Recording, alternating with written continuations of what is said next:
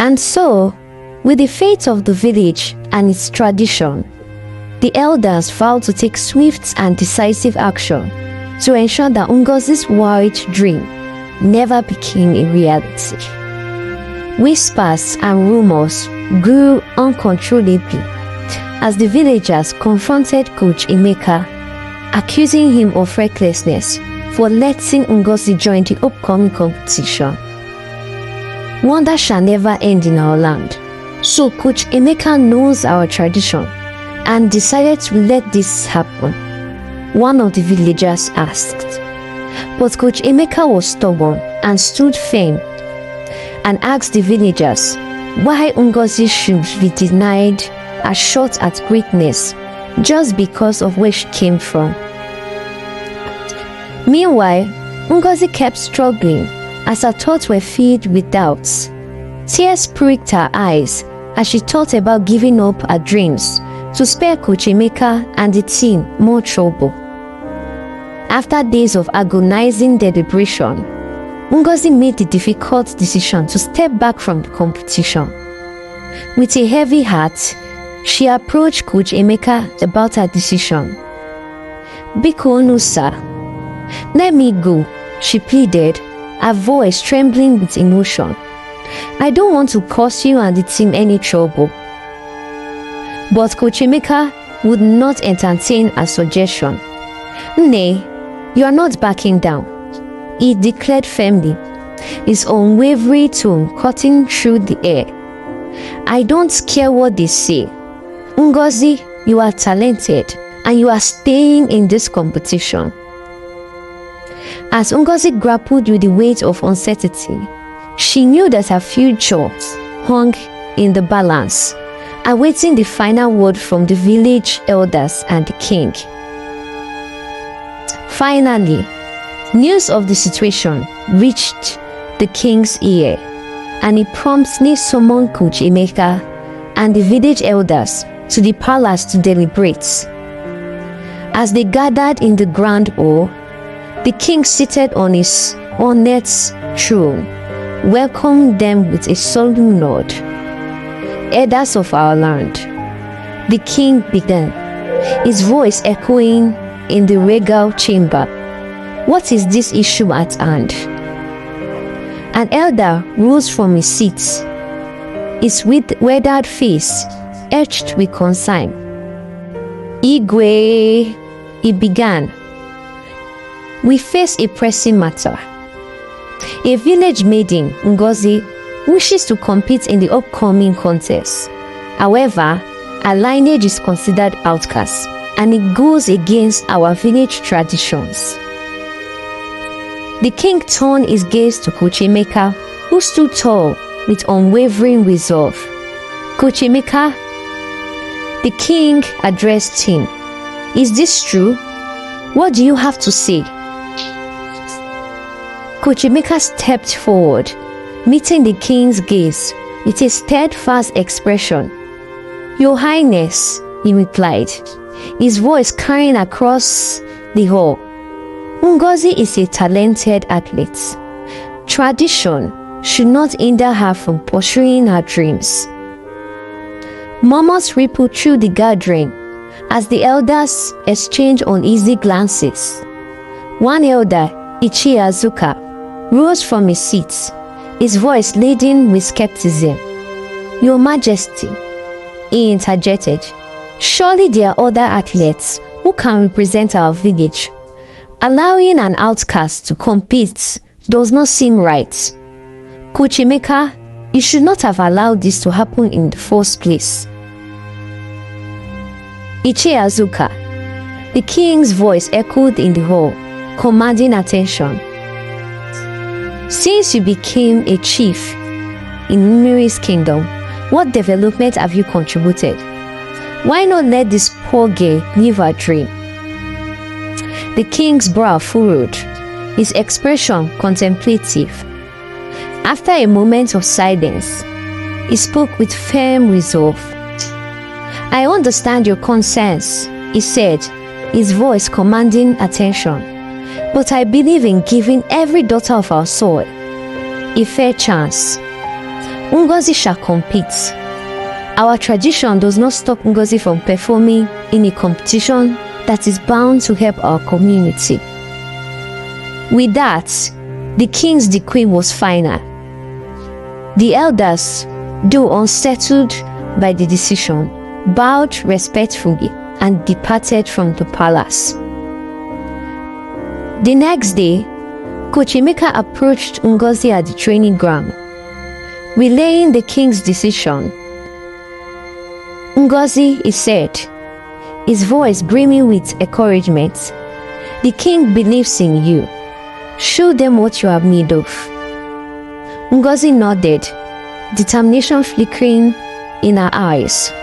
With renewed purpose, she embarked on rigorous training, knowing that her opportunity to prove herself had finally arrived.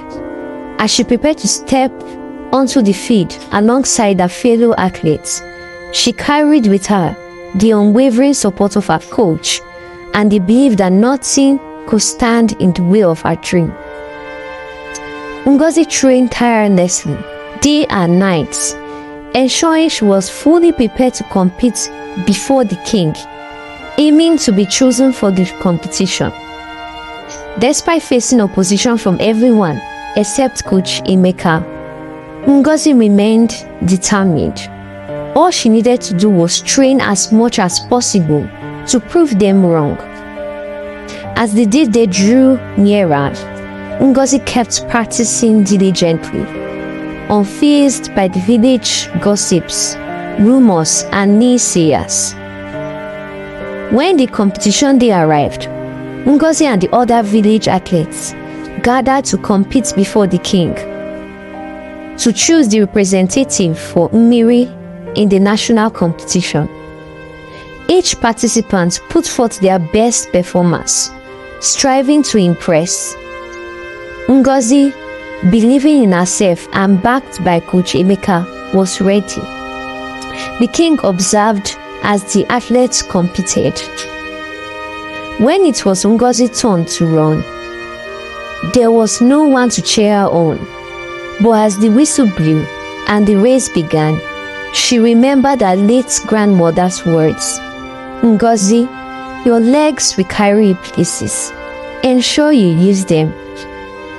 With determination, she raced forward upon hearing, "Get set and go." Before the villagers could comprehend what was happening, Ngozi and other athletes raced with remarkable speed and agility. Her pace was so astonishing that everyone, including the king, applauded and astounded by her speed, which was like a speed of light. Finally, at the end of the competition, Ngozi emerged as the winner and the fastest runner, earning the opportunity to represent her village in the national competition. The king was thoroughly impressed with Ngozi's performance. Rising from his seat with a cheerful expression, Ngozi was chosen to represent Mmiri in the competition, being the fastest athlete the kingdom of Mmiri has ever produced. This marked a significant turning point for her, as the king's approval meant a lot to her. Standing before Ngozi, the king addressed her, "Dear daughter of our land, today we are being given the chance to represent Mmiri in the forthcoming competition. May the gods of our land be with you as you make us proud." Tears rolled down Ngozi's cheek. Overwhelmed by the unexpected recognition, she responded to the king with gratitude. "Your Highness, thank you so much for the opportunity to run for this great kingdom of Mmiri. I promise to do my best." However, the village elders tried every means to sabotage Ngozi's chances of participating in the competition, but their efforts were futile as the king remained resolute in his decision. Coach Emeka learned of the rumors about Ngozi being homeless and sleeping in the market area. Feeling concerned, Coach Emeka offered Ngozi a solution, inviting her to stay with him and his wife. As he said, "Ngozi, I heard the rumor that you are homeless and sleeping in the market store. You no longer have to do that again. You can come over to my house and stay with my wife and I. We have enough space to accommodate you." Ngozi was deeply grateful for Coach Emeka's assistance as she moved in with them. On the day of the national competition, Ngozi represented Miri exceptionally well, outperforming athletes from other villages and emerging as the winner.